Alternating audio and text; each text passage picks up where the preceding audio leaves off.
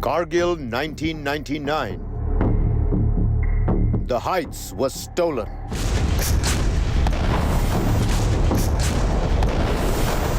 We answered from the sky.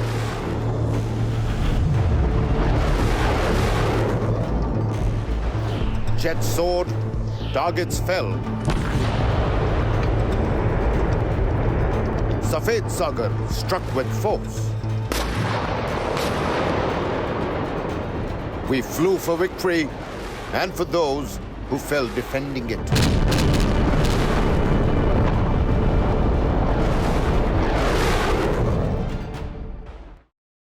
Black formation cleared for takeoff. Operation Safed Sagar, the Indian Air Force's daring response that changed the course of the Kargil War. Against all odds, the Indian Air Force carried out high-altitude airstrikes for the first time in its history and crippled enemy positions, securing India's territorial integrity.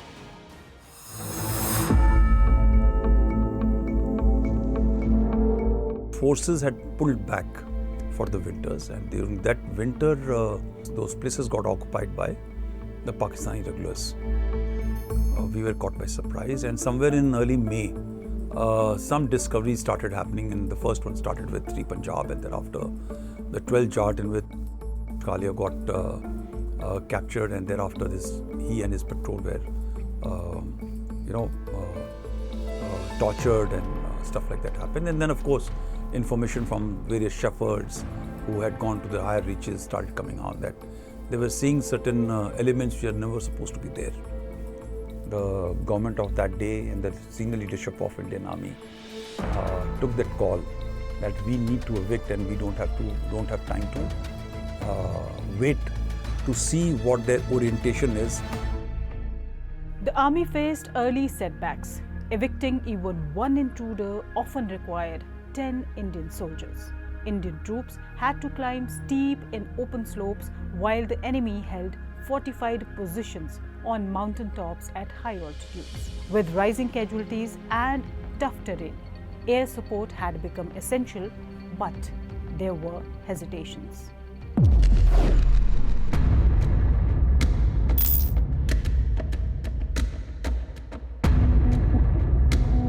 You see, when you use air, the danger is that the other side will also use air. And you should be ready then to be able to accept damages.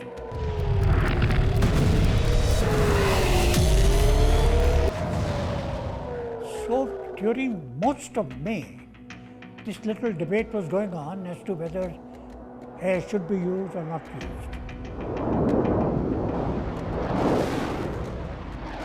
The Air Force got into the act only when we got clear permission from the government. Before this, what we had done is that we had carry out checks, procedures, do other sensible things like photography, use the cameras.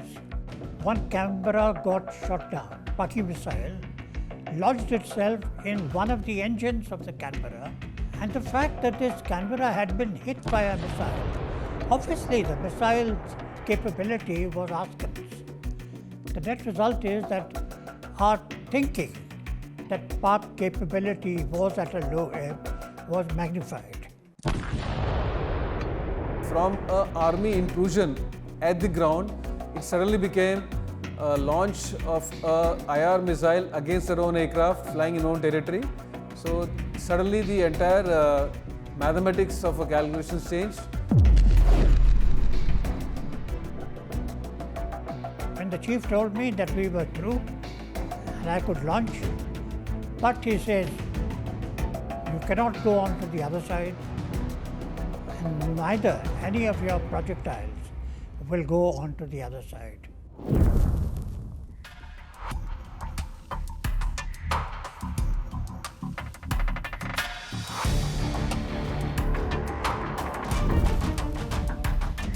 Our planning now had to take the fact that the border existed as a sort of a thick red line which we had not to cross. and thus our planning was hampered to that extent. We didn't have the sort of freedom.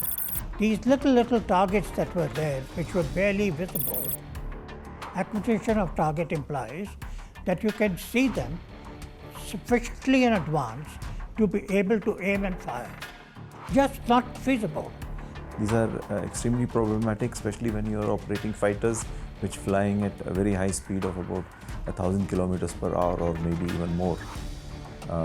Under such speeds, it's very difficult to maintain a simple line drawn on a map.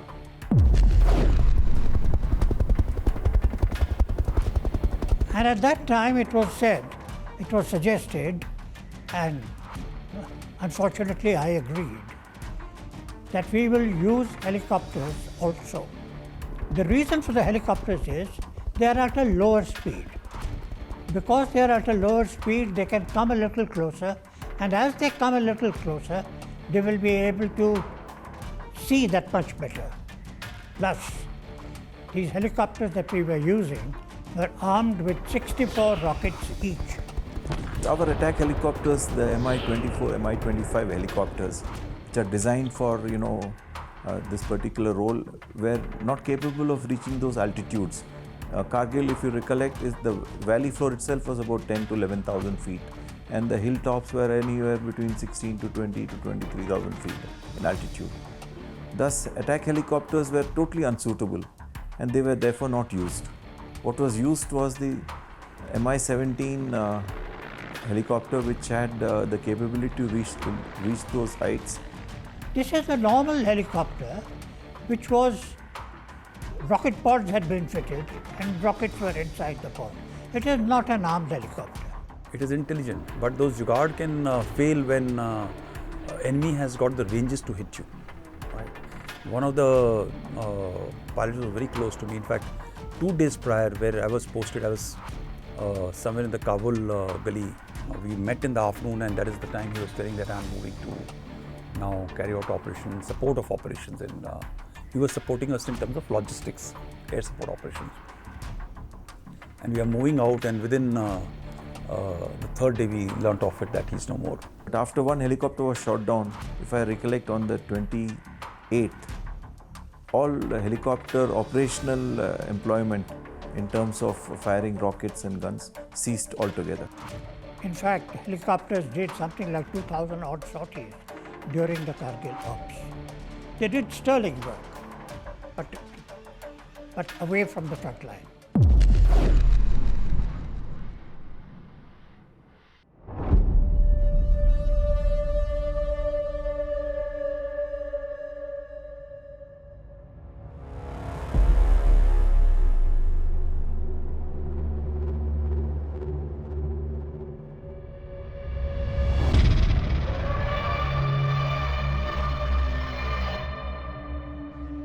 During Kargil I was flying a MiG-27 bomber, which is a deep penetration long range bomber. It is 27th of May is when we got airborne from Srinagar. We were a total of 4 aeroplanes carrying bombs and rockets. We had Anupam Banerjee and Bhupendra Khatana in the boxer formation, first 2 MiG-27s carrying bombs, and Colonel Ashwini Mandakot, my element leader, and self as a Hyena formation carrying out rocket attacks. We were followed by 2 MiG-21s which had Colonel Ajay Ahuja as the team leader and PG Reddy as his number 2. They were carrying out the bomb battle damage assessment missions. Besides this, we had some MiG-29s and MiG-21s giving us air defense role. So this was the entire component which got airborne from Srinagar in the morning around 11 o'clock. Our targets were a logistics setup at a place called Muntho Dhalo. Typically, when you fire projectiles at high altitudes, because of the unstable air, this can lead to engine failure, which of course was first time for us. The engine relight process takes place in the fighter, which took place. At one stage, they realized that I will run out of height, and if I do not eject, I will go into the hill feature coming up straight ahead. So I informed my leader, Mando Nachi, ejecting, and I ejected. It was a very close call because within a few seconds of ejecting, I could see the fighter plane going into the hill and exploding. Part entail me to safeguard all the communications which we carry with us. I hid them in the snow. Then I made a run towards some cover behind some boulders. And we had a small ambush wherein I tried to fire my macro pistol at my enemy. And the enemy was firing Kalashnikovs, and 6 of them were trying to again kill me when they captured me. Fortunately for me, their army local commander or captain came there and he was able to control them. And after that I was made a captive. We went to a base slightly behind. After that, few hours of stay there when helicopter came, and I was taken to a place called Kargil. I spent one day here wherein soft interrogation took place. After that I was taken in a transport C-130 to a base at Rawalpindi. Another day was spent in the safe house wherein they were trying to do some soft and hard interrogation, and at a stage they declared me uncooperative, wherein I was shifted to a ISI camp, wherein 3.5 days of another session took place, which was quite difficult and very draining physically, mentally and emotionally. Around 2nd of June, I think the information came down that I was to be given a return back to India, and I finally came back to the Indian Embassy and then back to India via Wagah border.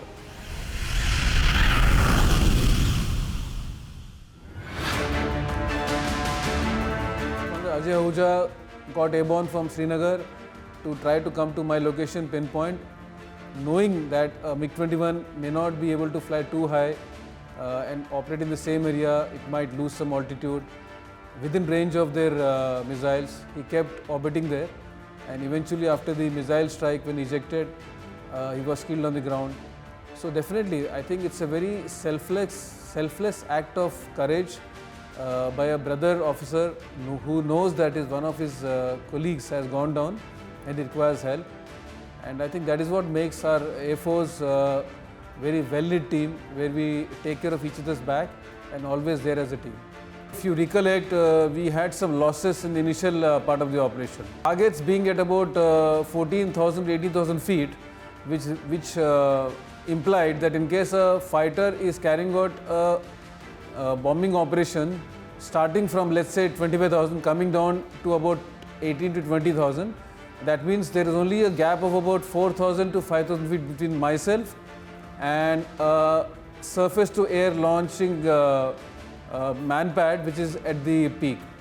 So that means that putting myself in a position where I am vulnerable to enemy missile being launched with IR or heat guidance to engage me.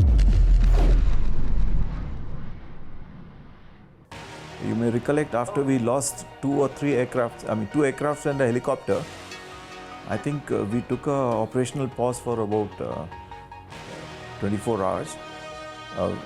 I think all our planners went back to the drawing board and decided that we had to do it differently.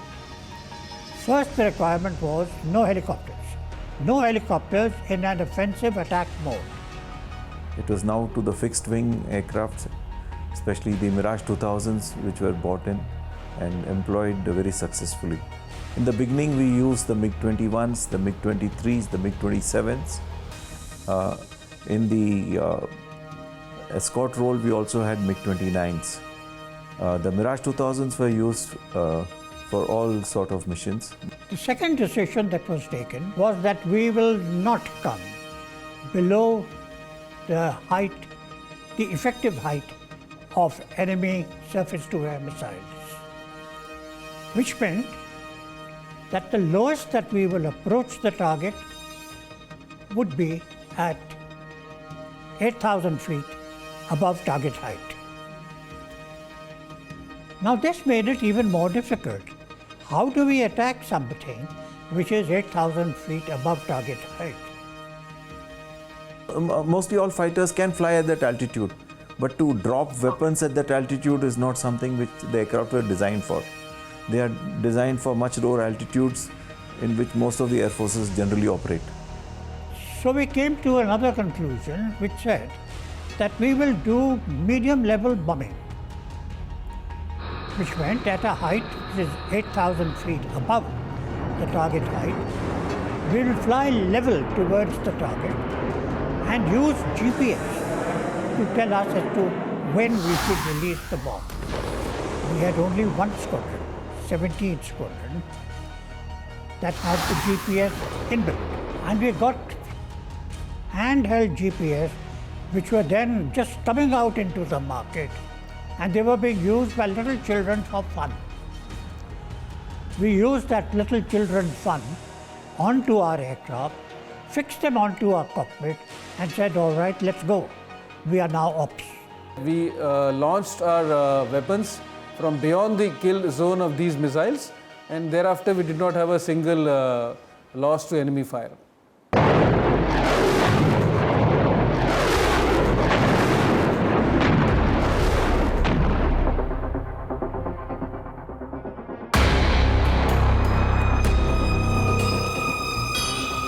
We had to introduce a large number of innovations.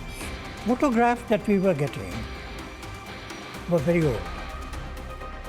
That we had used the MiG-25, which were then still in service.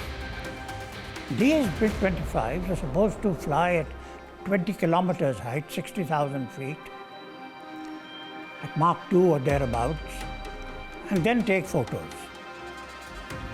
But at that height, they were not good enough for us, because what we wanted was to be able to discern where is the target.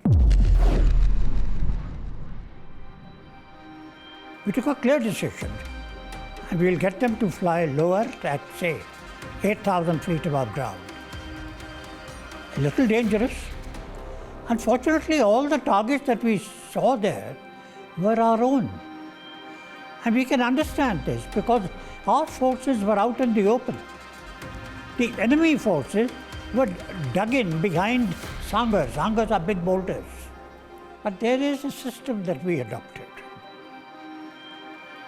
When there was some photograph that came our way, we would pass this on to the army, and the army would tell us, yes, it is ours, or no, it is not ours, you can go ahead and shoot. And in 70-80% of the cases, the answer we got was bombs on target. So that made you feel happy. So when you punish the rear, the front starts collapsing slightly more faster. That capacity with the Indian Army was possibly lacking. And of course, that ISR capability in terms of you couldn't fly the choppers very close. So all these capabilities come through Air Force, which can fly high and take photographs and imageries and carry out SAR pictures and come out and explain to you that, well, these are the places where you can see movement on the front, in the middle and in the depth. And therefore it allows you to target and plan the targeting and all. For Army. Right. And the second, I say it with immense pride, probably this was the only example where air action was done against enemy forces in close proximity to our forces, very close proximity to our forces, where there was not even one blue-on-blue kill. That means none of our bombs caused any damage to our own forces, be it equipment or personnel. Firstly, the entire Operation Safed Sagar saved large number of lives, allowed the operations to be wound up the way it did in terms of saving of times, and of course established the superiority of the Indian military in that environment world over. The stamp was established. Right? So no fight is going to be a single fight today or tomorrow, and it was not so at that point of time.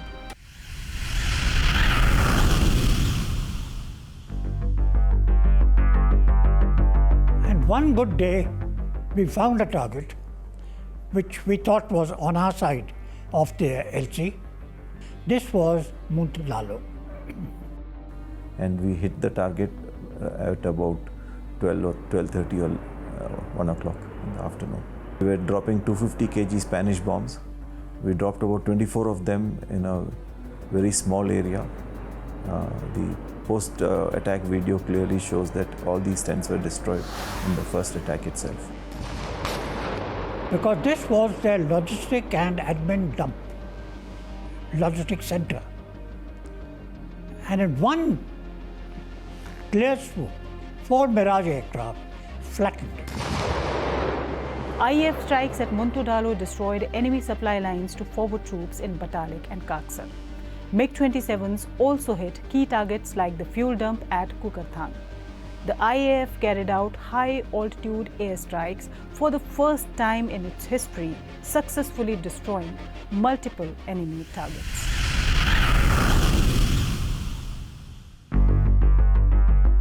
Vividly recall the 24th of June. That was the day we first struck at Tiger Hill, and the first time that laser-guided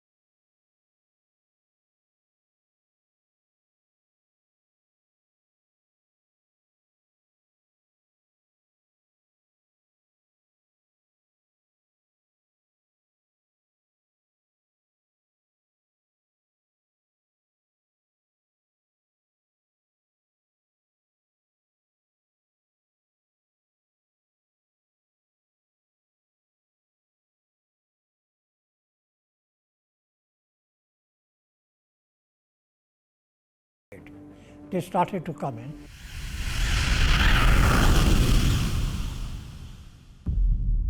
And from then onwards, it was a relatively easy street. As the snow melted, the tents which were painted white for camouflage from May to June and then finally to July, the ability to pick up targets improved dramatically. They just had no other choice but to say, we agree to disengage, much in the same way as what happened recently in Operation Sindoor. Operation Sindoor was a replay of what had taken place in Kargil. You may recollect Nawaz Sharif went to the United States, he had been calling up Bill Clinton, and all the sort of diplomatic parleys were going on to get us to stop using air power. And I think even their own foreign minister repeatedly requested us to stop the employment of air power. I think air power at that time, firstly we had it in abundance. We had 42 squadrons at that point in time. They started running back, leaving their post, and army took over, and I think that sometime in July, PM declared victory for us in Operation Vijay.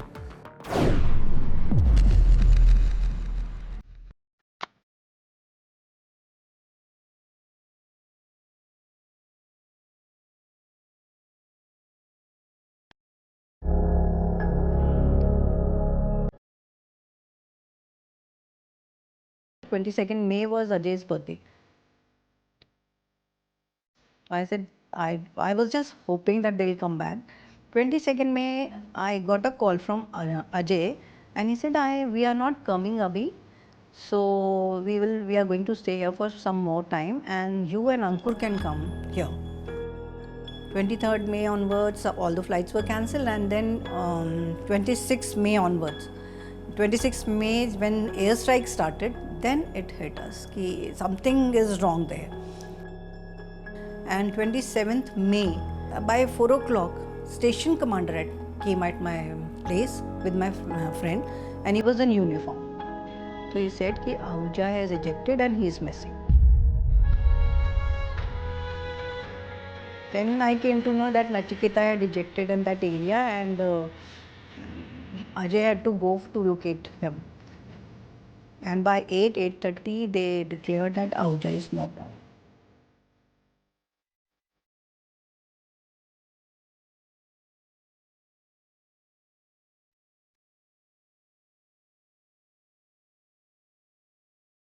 तब tension ये भी थी, अंकुर बहुत छोटा है and we have to settle down at one place, कैसे होगा आगे. सडनली ही आस्क्ड मी, मम्मा डैड आप कभी नहीं आएंगे. That's it.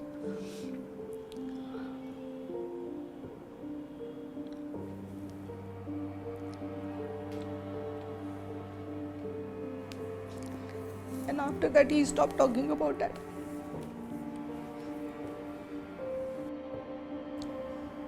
He never used to speak with me. पर स्कूल से आता था तो उसके बैग से डेली एक स्लिप निकलती थी. स्कूल से आता था डेली उसके बैग से वो पेपर निकलता था, अजय अलका अंकुर, अजय अलका अंकुर. That's it. And I feel that he is very much there and he'll come back one day with his ever smiling face. So that gives me a hope. I am proud of my husband and I will always be proud of him that way. हाँ, वीर चक्र को receive करने में अगर अजय ने receive किया होता तो ज़्यादा मतलब वो हमारे लिए हैप्पीएस्ट मोमेंट होता. We lost 3 aircraft and we lost 5 air warriors. So having seen death about 3 times within a short gap of 8 days, I realized the value of life. A lot of us did not come back, and I think all of us need to be always indebted to this fact. You remember of how the war was fought and the sort of human tragedy involved, where we lost almost 600 of our soldiers fighting for what was ours. Of course it happens in war, but it does not detract from the sorrow that one feels at a premature loss of life. And that sorrow has always remained with me.